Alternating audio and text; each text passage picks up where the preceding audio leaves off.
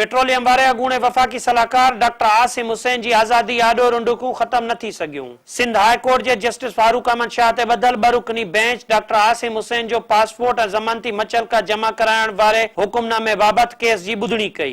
Bench जे senior जज justice Farooq Ahmad Shah doctor Asim Hussain जी दाख़िल दरख़्वास्त ॿुधण खां इनकार कंदे ॿी बेंच जोड़ण लाइ मामलो चीफ जस्टिस ॾांहुं माणे छॾियो। ॿुधणी दौरान जस्टिस फारूक अहमद शाह जो चवणु हो त अदालती फ़ैसिले में फुल स्टॉप ऐं कामा बे तब्दील नथा करे सघजनि।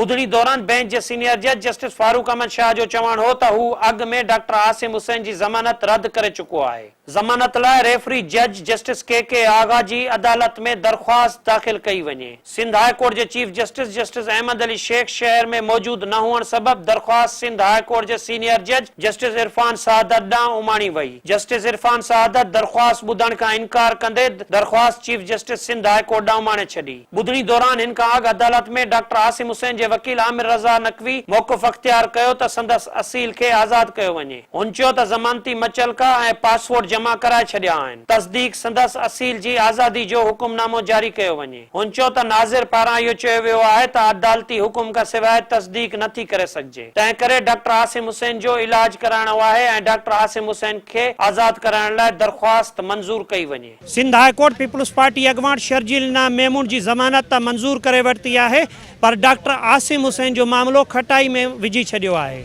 कैमरामैन ग़ुलाम मुस्तफ़ा रिन सां गॾु सिकंदर भुट्टो, सिंध टीवी न्यूज़, कराची।